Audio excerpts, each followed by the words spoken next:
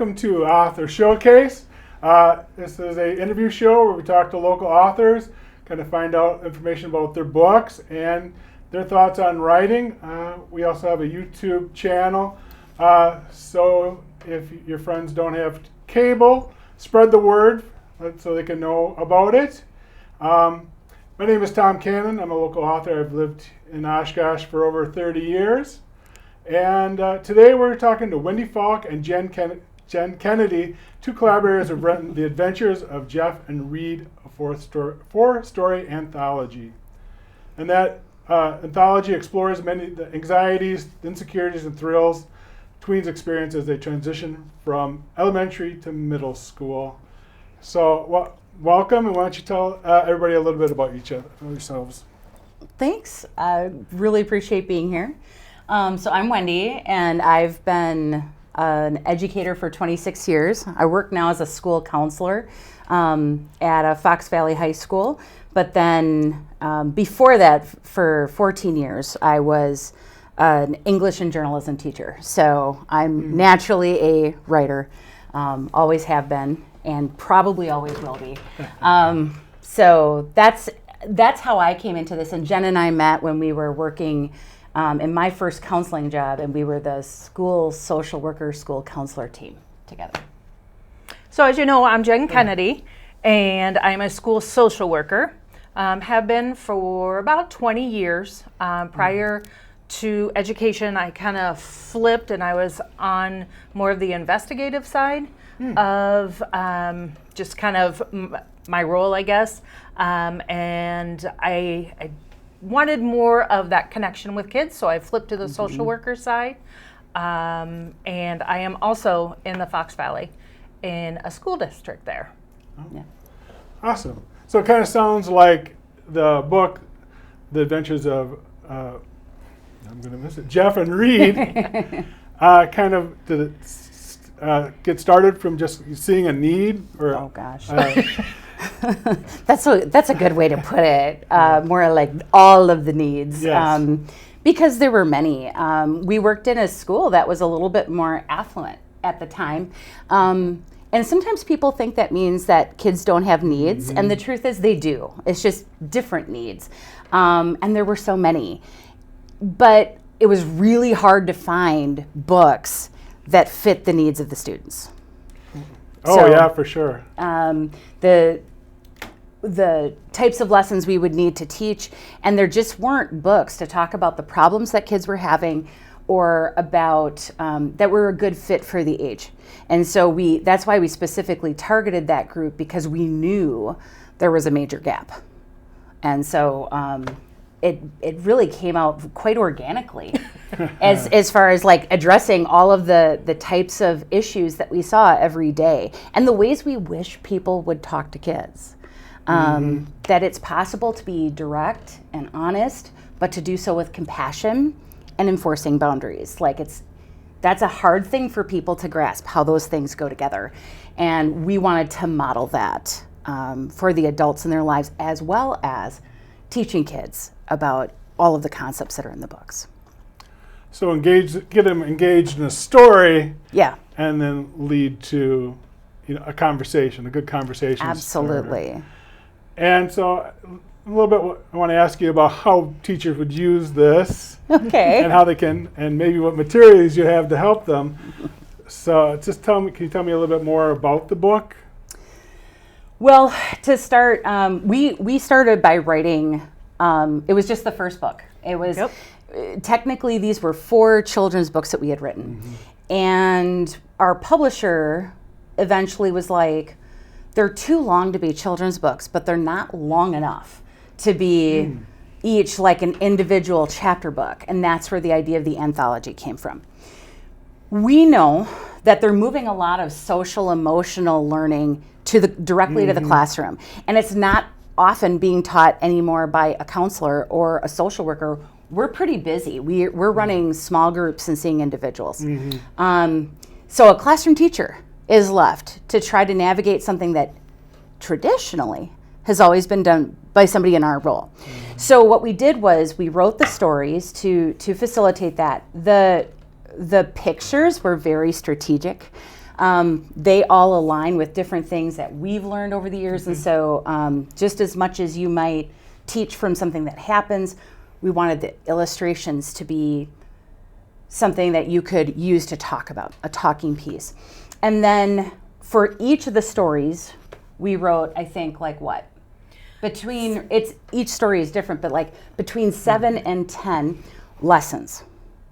And those lessons would be purchased separately, but if a person was to engage this in the classroom, they could. And the lessons are such that it's appropriate for individual, small group, or a large group with minor tweaks. They're all aligned with, all of the national standards for social workers, school counselors, social emotional learning, but to engage different kinds of learners. So really, when you walk away, you're getting 4 books, technically, and roughly between 35 and 40 lessons that a person can use. And the biggest thing we wanted to do was to make sure that if it wasn't a school counselor or social worker teaching it, the classroom teacher had everything that they needed in those lessons. And we do have to go through certain things with our district to make sure that they meet certain criteria. And so that was definitely one of our goals, was to make sure this was an easy purchase, let's just start it right away. It kind of met all those criteria. A lot of research basis from a number of different things that we've both been trained and certified in. And then what I would say too is they're tried and true. We're both hardcore believers in that. I would never ask somebody else to do something that I'm not willing to do myself. So every lesson is designed to be one where we've actually taught that lesson before and successfully, had it go well for different kinds of learners. So I feel like in taking a look at the book and the lessons, any person, whether you're a parent, professional in various areas, could confidently walk away having really good conversations, let alone some deeper learning if you want it. And I think that's probably good advice for somebody who's thinking about that wants to write a book for schools, get it in schools and stuff, is that the administration is looking for standards and meeting standards and stuff, and the teachers are busy, so they're looking for it to be, easy, user-friendly, user-friendly, adaptable, and things like that. Very much so. And like you in mentioning the illustrations, and that's like on the read aloud portion of it, So just there's a big emphasis in reading in schools. That's the number one thing they look at. Try to keep them up in reading, and read aloud to the kids. And that's something that they're going to look at often is illustrations. The teacher's going to want to go, okay, what do you see in this picture? What do you think's going on? How do you think Jeff feels right now? Yes, what do you think is going to happen? Exactly. Absolutely. So that's very important. I would say that was probably one of our favorite parts of the whole process, actually. Sure. Because I think you kind of dream about that, right? Absolutely. Yeah. That you're going to get to pick an illustrator, and that was so surreal. And we were. How did you pick? We were sitting in Chili's. We were actually. Okay, that's not We were sitting in Chili's with a couple of pops and and looking at this, but our publisher started by giving us 4 to choose from, right? Yes. And the big thing to us was we wanted somebody who could be insightful and get at what we were talking about, the nuances of what we were talking about in specific parts. But then we also wanted somebody who had enough commercial appeal that if you saw it on a shelf, because there are just some illustrations where you're like, great book, they're beautiful. The pictures. Or the pictures are beautiful, but it's not that engaging of a story. And both are so important because as much as I'm an artist, I'm a writer, I'd like to say that. Yeah, ultimately, it's still got to be marketable. It's still a business. So have to have an eye to that. Yeah. And on the marketing side, business side of it, so you had a publisher before you really started writing? Oh, that was switched around. So over lunch is when we decided to actually write a book. Okay. It was Wen's crazy idea, and I kind of laughed thinking she was kidding. She wasn't. And so that was kind of born. We thought we had the book where we wanted it, or the four. And then we decided, well, we wanted to be more traditional and find a publisher. And so we sent out the manuscript with a great query letter, and we were ready to roll. And Well, and mind you, we started sending this out 10 years ago. Okay. Yeah. And the way that self-publishing has changed by leaps and bounds since then, I mean, it wasn't remotely then what it is now. No. So I think, too, that's an important factor why we absolutely. went that route. And so we didn't hear for some publishers. We heard the big fat no from everyone else. So I have to say, I think I was more frustrated than Wen was, just for the fact that she is more in the writing world than I am. And so I think I was a little more frustrated, but we kept rolling. And Yeah, if you're a writer, you're going to know about frustration, yes. yes. But I'm going to be honest, how we got into Boys Town Press was the fact that I was actually talking to my mom, and she said she ran into one of my friends in high school, and I had not talked to him for a really long time, and he worked for Boys Town, not for the press side, but I just contacted him, and he said, "Oh, I know them really well. I'll make a phone call." And we had already sent it at that point, but it... Right, we needed a little oomph. Yeah. And long story short, we had a virtual call with the publisher, and then we hopped in the car and traveled to Omaha, Nebraska, and had a face-to-face meeting, and we tried to casually walk out of that meeting because she said that she was ready to sign us, and We're like, no celebrations till we get to the car. none. We'll have to think about it before we say yes. Yeah, exactly. And so that's how it happened. But the key there, I think, one of the things that she said she was buying in on was not just, they really liked the manuscripts. That was clear. But then their other part was they weren't just buying in on the manuscripts. They liked our resumes.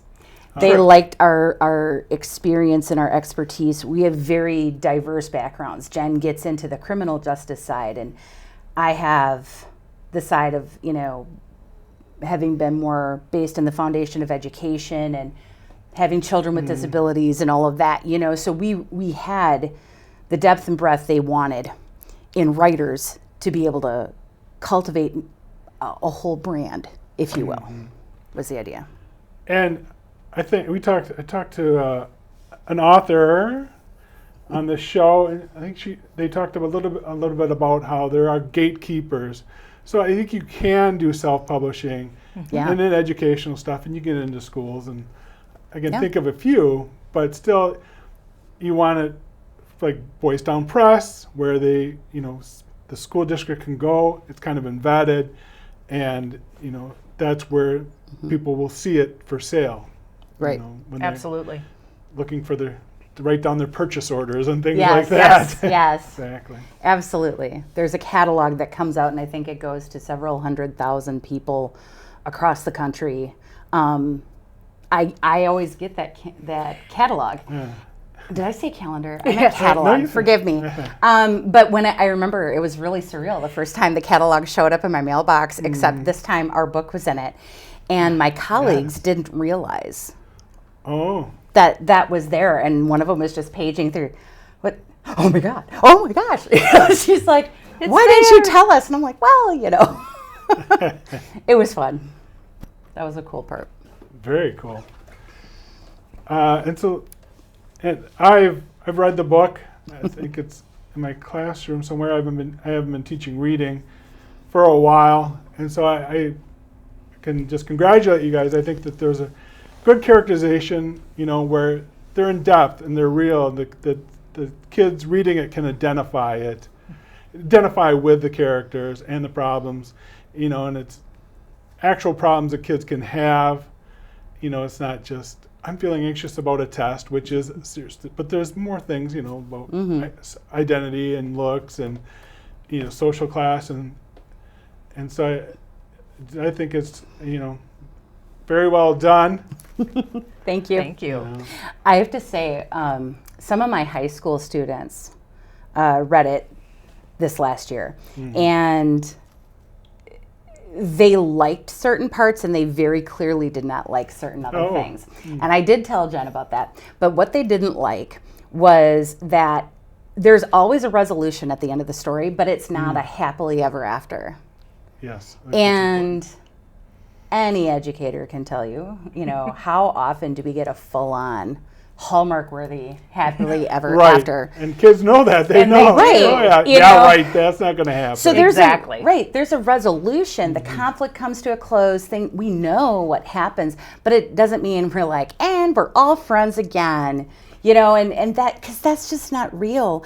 And some people look to their stories to give them that. And so in that way, some people, I guess some students felt a little disappointed, but they didn't recognize that in itself is part of the lesson, And so, that's an important talking point too, I think. It definitely is. We wanted something real. We wanted it to match the kids that we work with on a daily basis, match their lives. Yeah. Absolutely. And so this is available at Boys Town Press and on Amazon. Yep. And so schools, teachers can have it. Probably homeschoolers can. Absolutely. Absolutely. The lessons are only available on Boys Town Press. Because it's all digital. Oh, yes. So you end up getting a number when you purchase it. Okay. And so how can teachers use it in the classroom? And you can provide support, right? Do you do things like go into and show them how to do it? And we absolutely would. We're still in the early stages of those things. But how it's supposed to work is, because it was SEL, or social emotional learning, was moving to the classroom, the idea behind the anthology that was then that perhaps this book could be used for guided reading groups. So how, in other words, we're building SEL right on into that reading time.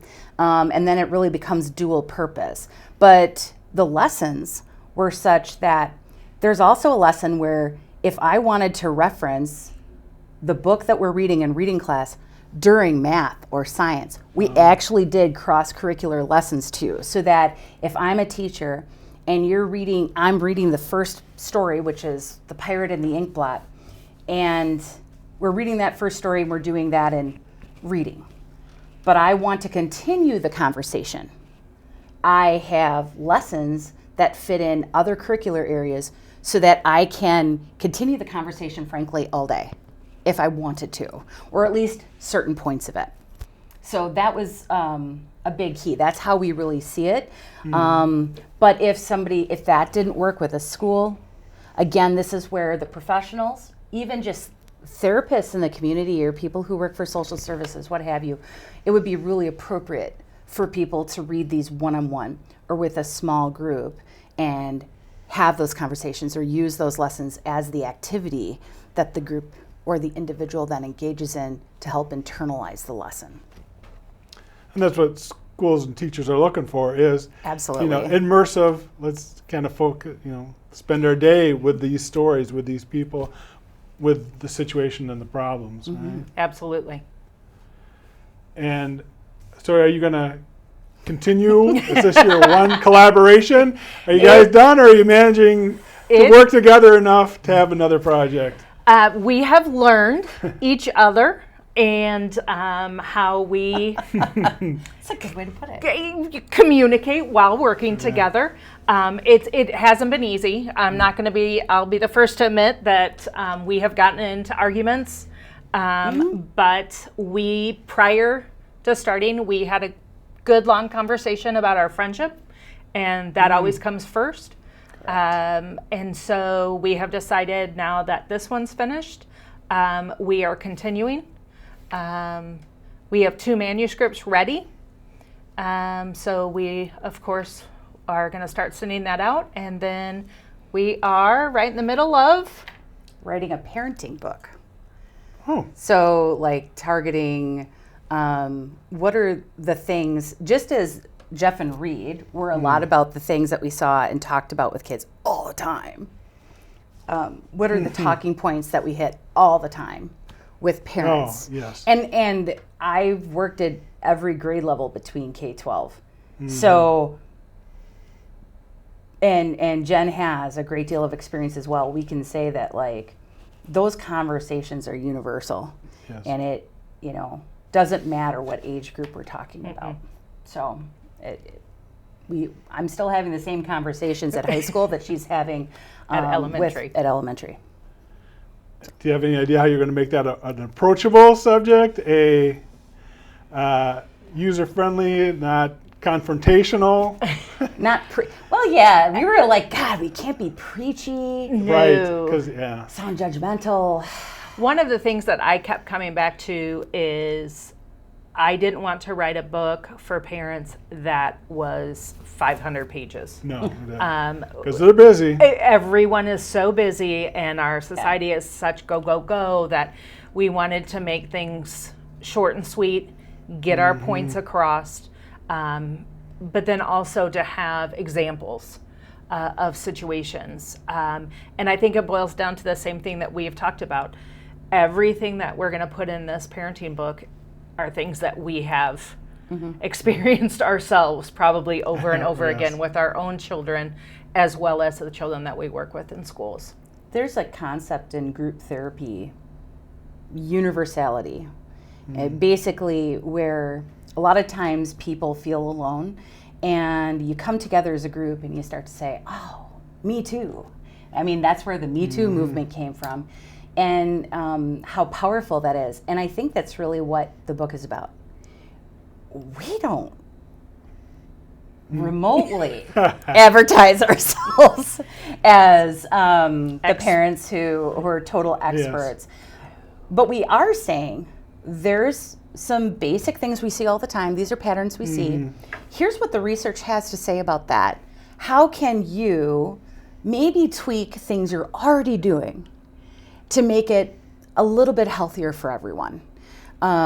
Because I don't think parents enter into parenthood with any sort of intention. No, certainly not. Of causing harm. No. I know that there have been times I'm just going to say that, I've unintentionally caused harm to my kids. And because I didn't know something. Yeah. And there's that whole rule of, when we know better, we do better. And so it's kind of from that lens of saying, here's what we see, and here's what we've learned, and here's how you put it together. And if you do that, here's what could happen. And help them see those possibilities and make sure that if you want to do that, do you have the tools? Yeah. And I think you need the expertise that you guys have. You need that background. But then not to put yourself as an expert. I'm thinking of that. I'm not Dr. Phil. Right. No, exactly. no. That's Dr. kind Laura. of the approach. There's the author of 10% Happier, and he is on social media and stuff too, and a lot. And he's like, this is what I'm telling you works, meditation, deep breathing. Let's do that. But I'm not going to tell you that you're not going to find me blowing a gasket, Yeah. It's just to do your best. Absolutely. And I think that's very valuable. I find myself trying to teach kids, about negativity bias. Oh. And so we have, and especially when you're interacting with people, it should be a ratio, like if you're having, you should try to have positive 3 to 1 positive thoughts to 1 negative. And if you're dealing with people, you should be 5 to 1. And and then we have a little video. Then a parent getting the report card. Skipping the A's. Oh, you got a C, and kind of explain to them. Their parents are just, they don't know this. I want to teach this to you. I want you to think about it, and just realize this. It'd be nice to talk to the parents and say, yes, this is what, you're gonna see this negative. You're gonna skip over the positive. You're gonna go to the negative. Try not to do that, but that's just human nature. Right. There was and I could be slightly wrong. I do remember this comes from Conscious Discipline, and Dr. Bailey, the creator of Conscious Discipline, talked about once a student experiences a stressor. She talked about how many minutes, and I'm going to get the number wrong here. It was something like 7 minutes that it took for a student to re-regulate themselves based on one stressor. And it could be a major stressor, it could be a minor stressor, it doesn't matter. Like, I got a paper cut. For the next 7 minutes, I'm going to be working on resetting myself. Except, so rarely do the stressful things in our lives wait. Oh, the full 7 minutes isn't up. We had to wait till the next 7 minutes, right? It doesn't work like that, as you know. And kind of like that negativity bias, they have to learn how to juggle multiple pieces, or if it's coming at you in that negative way, how do you deal with the way it's getting dished out to you? Yeah. And as a parent, it's good for them to learn that lesson. It's not going to come like that, but as a parent, we can give them that time, let them work on getting that 7 minutes to recoup, and then we'll learn a new lesson later. Well, I had to learn, like, as an example, I had to learn it's okay for me to go, I'm not ready to talk to you about this right now. I need 10 minutes before we have this conversation. And I thought that, nope, if my kid has a problem right now, I have to deal with it right now. And, through a variety of things, I learned that wasn't the case. And how many other people don't give themselves permission to do those kinds of things? And I would say a lot of, so I'll date us, but when we were back in college, 7 years. 90s. Yes. It was 7 years of having certain things drilled in your head academically. And then when I started in the field, I was like, no, wait a second, this doesn't go along with exactly what I learned. And that is a huge concept that I had to kind of switch my mindset. If a kiddo does something wrong, it doesn't necessarily have to be dealt with right then. So what we've learned in the past, we're learning more now. We need to integrate those, to help as much as we can.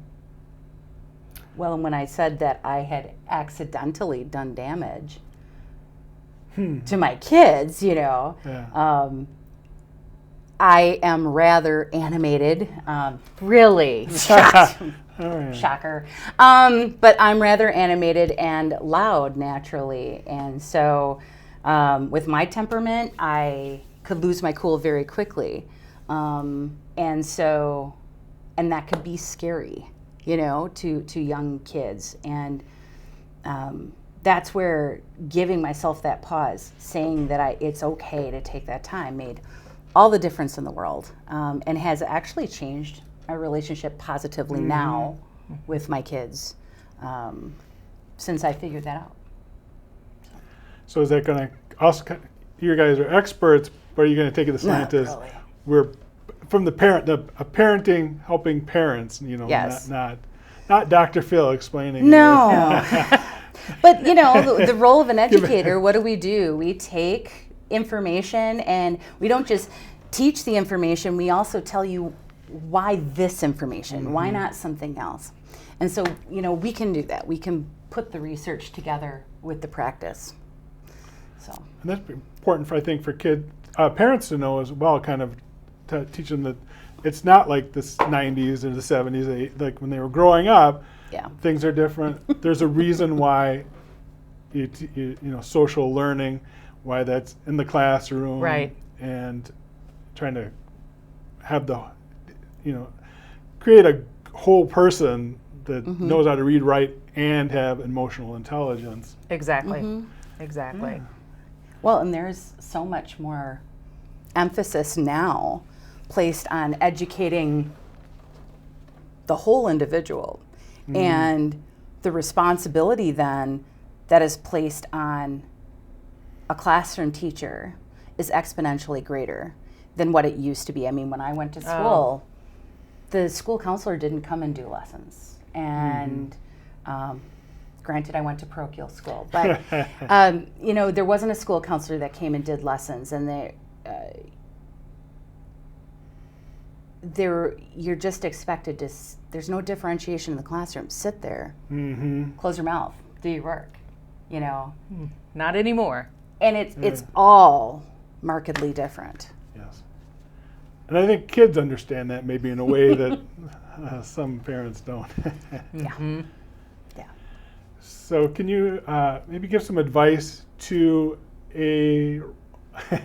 just give advice, even if you don't feel like it, to the writer that wants to write a children's book or a book, for the schools, gearing it towards grade levels and what's going to be engaging, what are schools looking for?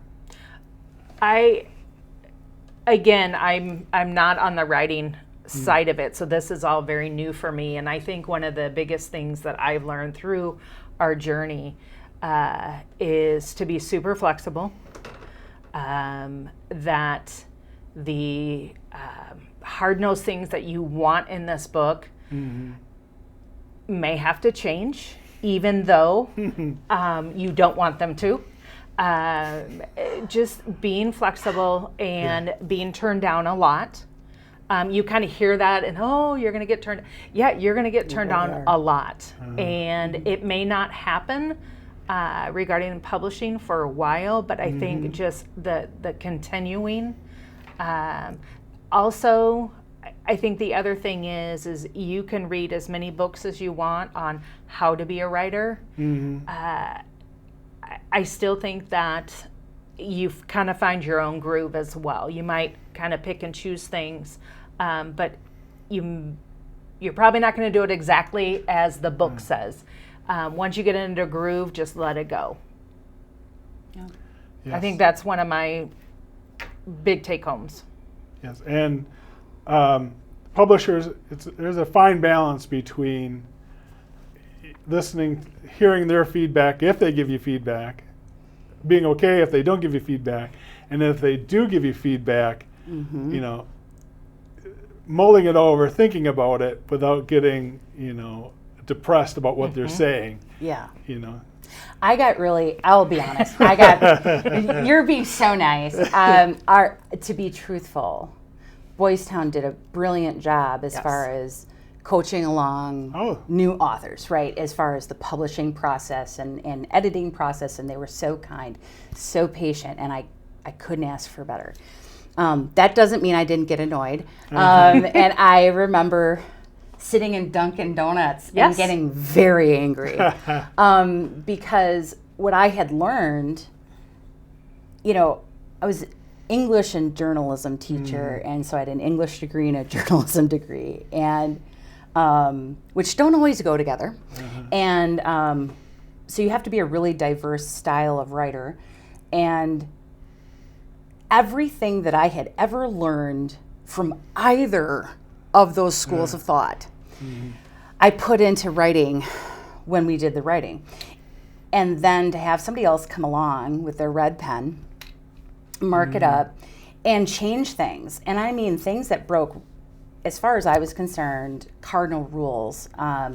So like Stephen King, I can't remember if Stephen King said it in his book on writing. I love that book. That's a great book. That's a good recommend. See, I love It that. is. I've said that to her so many times. But I can't remember, Tom, if Stephen said it or if he was quoting a friend who said, adverbs are the tool of a weak mind.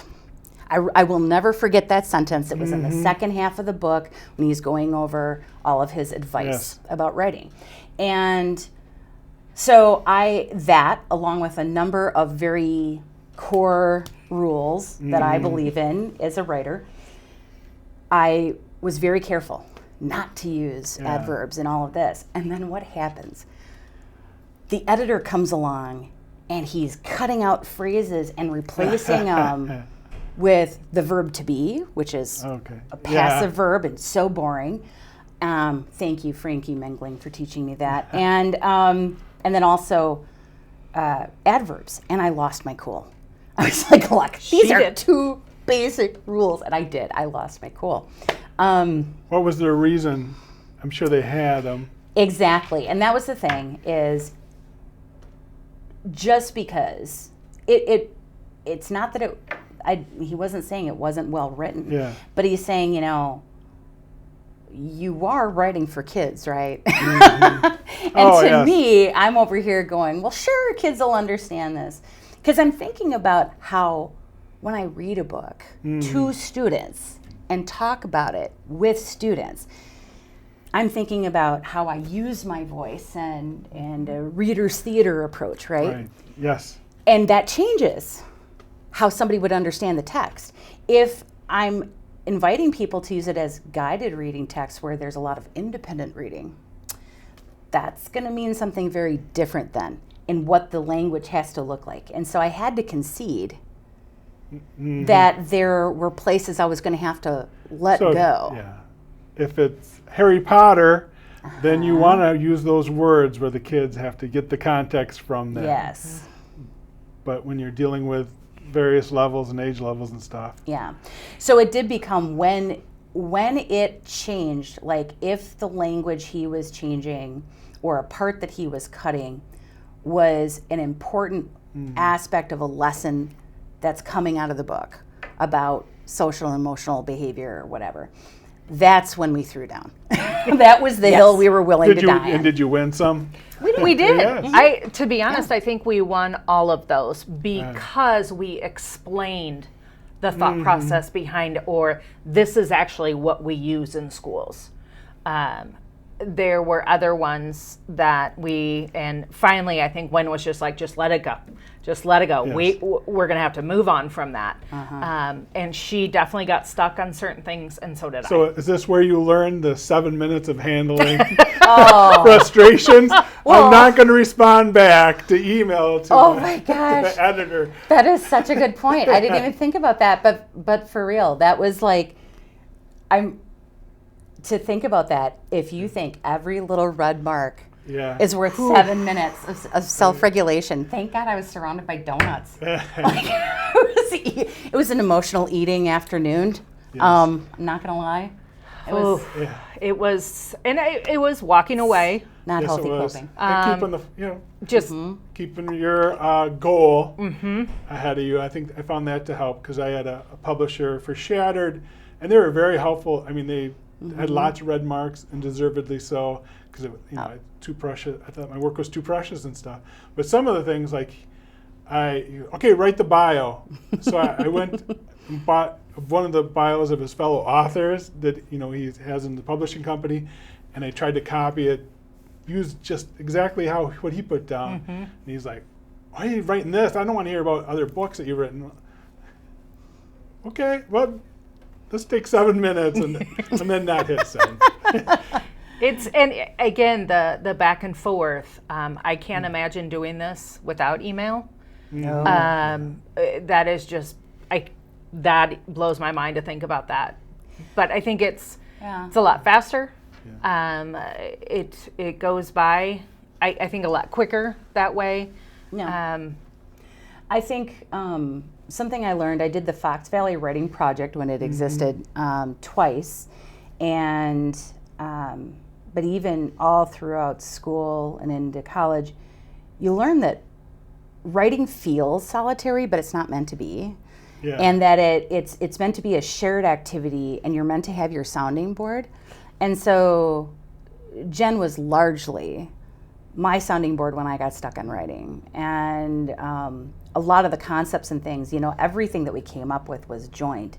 But when I got stuck on phrasing or how to get through something, I needed to talk about it. And that was a key component of So of did our you guys partnership. write it together? Did you sit together and do it? Or, okay, because I think some people would like, I'll write this chapter and then you write this chapter and then we'll go back and look at it. So, We would write, okay. or I would write, I'd be typing, and there's a point where I get into the zone and I don't want interruptions. Hard for a collaborator. I will tell you, it took once for me to interrupt. I learned rather quickly. I now know her look. I sound like the Wicked Witch of the She West. isn't, but I know her look. Uh-huh. I know, and this might sound really silly, but I know how hard she's pressing on the keys. I'm notorious for that. She is, and so I know when to keep my mouth shut. If I have an idea, I quick just jot it down. Because Wendy's being passionate about her writing. She is I rocking and actually rolling. tell people that, hey, this is what it means to write with conviction. So it did. It took us time. Wen learned rather quickly that when she wants to talk, we can talk back and forth, but if she's going to read me something, I need the whole paragraph. Oh, She can't yes. just read Like me a I line. can't So read it's- a line and then say, oh, I was Yeah. thinking here. She's like, no. You got to read the whole thing, then we can talk about it. Or if she was reading something independently, I was not allowed to talk during that point. But we got to a point where this is completely nonverbal now. And Oh, it didn't take long. Like, it's just, she knows what I look like and I just start writing, and I've noticed it happen where like she's talking and all of a sudden she just stops in the middle of the sentence. She's like, she's not even listening. Okay. And I'm just going, But you guys are going on to your more projects. yeah. Yes. So it works for you guys. It is. We do. It is And then it's definitely enjoyable. working. Yes, and Very much. we're having a blast. I will say that every time we get together, we will just start talking randomly about like our kids, our work, and then all of a sudden we're like, oh, well, I guess today was a wash. So we do have to focus As all in. writers have Yes. those days, yes. So, but I think we do fairly well. We do. I think that's true. And that goes back to the idea that we promised ourselves and each other the friendship comes first. So establish some ground rules. Yeah. Collaborate. It might be very beneficial, but guarantee you're going to walk away friends, or not walk away, remain friends. Right. Well, that had to stay at the core of everything, because otherwise it wasn't worth it to enter into. But during that, though, we also said that we would have crucial conversations. Yep. So if something was bothering me or vice versa, we just had one the other day. We did. We have to have those. And it's with no ill intent, Yeah. It is, we need to talk it through, and then we move forward. And writing is such a vulnerable process. Oh, yes. Yes. So to be able to have a partner that you can trust implicitly with what you're doing and how you feel about it, or where you And then when are the struggling. publisher puts a red line, you can tell them that was Yes. Jen's. Yes. It's her fault. It's And my fault. As much as I understand the writing process and I understood what was likely to happen with publishing, Yes. I have to say I didn't get the business. I'm not a business person. I'm not a numbers person. So that was also a huge factor of what Jen brought. My family is like nurses and carpenters and things like that. And none of them were just outright running a business per se. So I didn't grow up with that, and Jen did. And in some ways, the work is just starting once you get it published. It is. Oh, Nobody it's wants a whole you. next step Yes. after you get the published. That was fantastic. Woo, let's celebrate. And then we're like, now we need to take care of business. I almost feel like that's harder. Oh, for sure. even just, writing that blurb on Instagram Right. is working and things like that. Because we're like, Boys Town is not for profit. Oh, And so it's not like there's some big marketing budget. They'll do everything they can to help you within reason. But like, there's really no big budget for that. I don't think really any authors these days are not going to be their own publicists.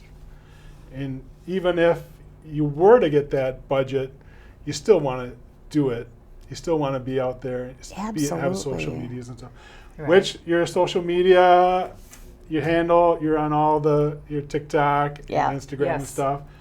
Why don't you give that? Because Jen and Wen 0809. And so yes, we are on all of them, like Instagram, Facebook, TikTok, Pinterest. Because Pinterest we offer, like we go through and we find resources that we would use and share. Those are the big ones, I think. And we're just launching our website. That one is actually going to be jenandwen.com. And that's another place where people can purchase the material and stay up to date on everything that's going on, the new things coming out. and you guys are in some various book fairs around Wisconsin. Yes, yes. That could be Fun. exciting. Yeah. It has, and to meet other authors and just hear their story. What we can do, what we can't do has been wonderful. Yes. Because we're writers, we're kind of busy with ourselves.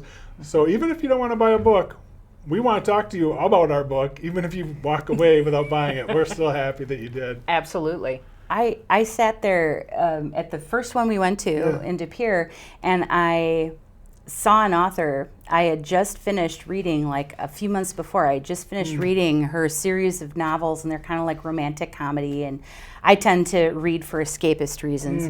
And I was like, wait a second. She's a Wisconsin author? And I beat a path over there, and I was talking to her, and I couldn't believe, like, and they're just so good. And so it was really exciting Yes. to see that. Speaking, and we have a Facebook page, Author Showcase of Oshkosh, where we'd like to showcase authors in the area in Wisconsin. So I invite you guys to find out information, contact, join our page, and find out who the local authors are. So thank you for watching. Thanks for coming in, Jen. Thank you. Thank you.